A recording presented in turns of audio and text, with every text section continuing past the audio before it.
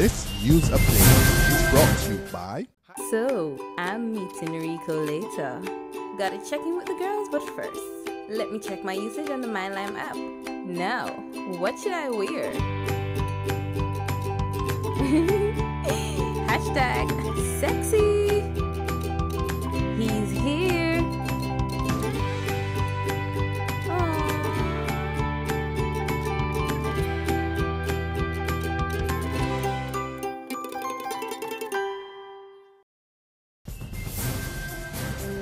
Welcome to the Barbados Today evening update for Wednesday, March 4th, 2015. I'm Fernella Wedderburn. Good evening.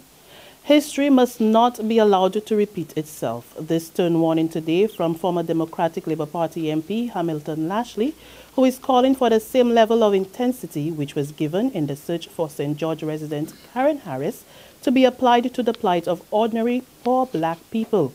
His comments comes amid much public debate over last weekend's massive search led by the country's security and emergency personnel for the missing white woman who was found 24 hours later.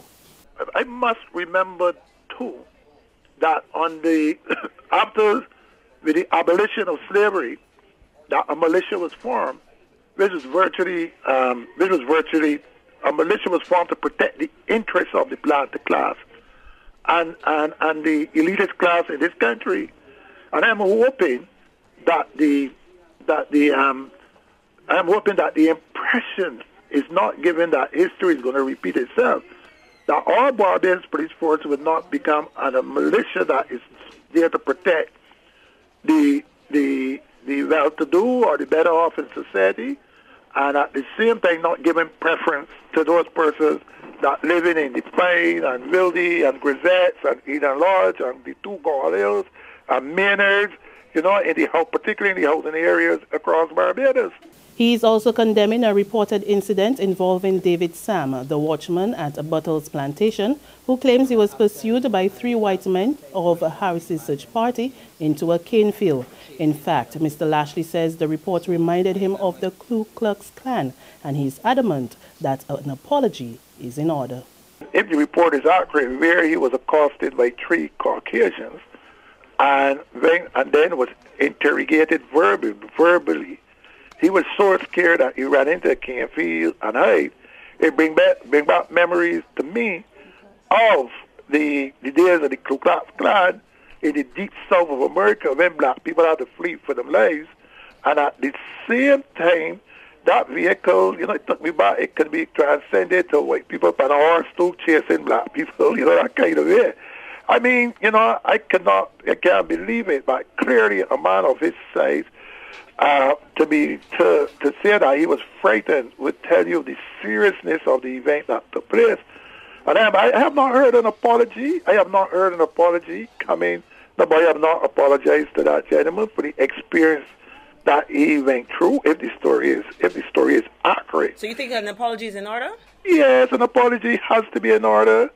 In other news, Barbados' head of state is championing the cause of the nation's youth, and the Governor General, Sir Elliot Belgrave, says he has great faith in the young people, despite the many harsh criticisms from sections of the society.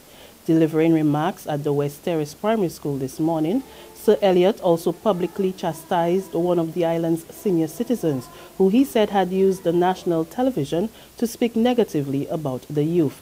He admits that while the activities of some may not be described as praiseworthy, all young people were not the same. I thought I would let the young people know that I will not share with the youth. I wish them well. Because I have great faith in the youth of this country, and I will always seek to do my best to uplift them and to encourage them. Should I succeed in my efforts, the credit will be theirs. If I fail, I will have made an effort. God bless the youth of Barbados, the principal, the teachers, and the pupils of this school. For it is on the shoulders of the future, on their shoulders that the future of this country rests. The Employment Rights Tribunal will begin hearing its first cases later this month, but following a planning meeting this afternoon, Chairman Hal Gollop, QC, told Barbados Today the tribunal will have to first iron out a number of procedural matters before determining a specific date. He also revealed that members had identified a number of matters which they will start with, but did not specify. Residents in the Christchurch West constituency are up in arms over a new pipeline project which is scheduled to get going tomorrow. They claim that the work will restrict their freedom of movement in and out of their homes. In a letter to residents, Infra Inc., the company subcontracted to construct the water transmission main, proposed that prep work will take place from 8:30 a.m. to 4 p.m. daily for approximately 10 weeks. The company said during excavation, vehicular activity will be restricted, but residents are not pleased with the constraints and vented their frustrations to MP of the area, Dr. Maria Agard. They're telling us we can't go home after 4:30 and we are to leave before 8 o'clock. So go figure. Children who have to be picked up and dropped at 11 to preschool, the primary school children, the secondaries, the ones who are doing 11 plus and CXC, their entire lives will be disrupted because they can't come home till after 4:30 on a day, and if their school starts at 8:30, it doesn't matter, you have to leave at 7:30 to get out here. And in between then, don't bother to come. Who can accept that in our day and age? The amount of disruption to this neighborhood is phenomenal. We need 24-hour vehicular access while the pipeline works are done. Dr. Agard has promised to look into the matter. So in as much as we will try to accommodate all of the road works as best you can, we must recognize that when concerns confront us, they need to be dealt with. We are seeking a solution. We are proposing that an alternative route be made available to the residents of Golf Club New Road, Rockley New Road, so that any inconvenience is reduced to a minimum. I would presume that that is what you're really asking for. You're asking for greater communication between yourselves, the contractors and the engineers of the new company, in the same way that when Carl Williams was responsible for the project, we would have regular updates from Mr. Michael Williams. There's regional and international news after this short break. Secure your future, be financially strong. Since 1983, we have been there for you. A smart range of products, great tax benefits. We're the solution to your hopes and your dreams. The Barbados Workers Union Cooperative Credit Union. The Barbados Workers Union Cooperative Credit Union. Humble beginnings to smart loans, smart savings. Save smart and borrow smarter. That's the move for me. Stability, prosperity. We're the solution to your hopes and your dreams.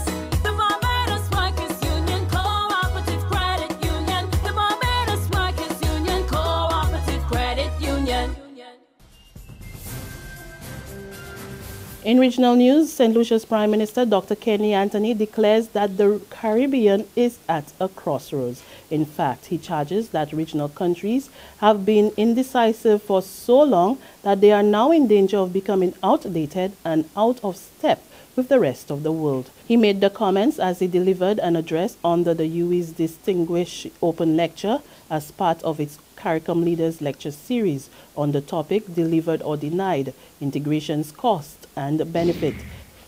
On the international scene, we headed to the United States, where the trial of the man accused of bombing the Boston Marathon 2 years ago began today, with his defense lawyer telling the jury he committed the crime. That's our evening update, but you can join us again tomorrow morning. Until then, remember to log on to www.barbadostoday.bb, subscribe to our e-paper, email updates, or like us on Facebook.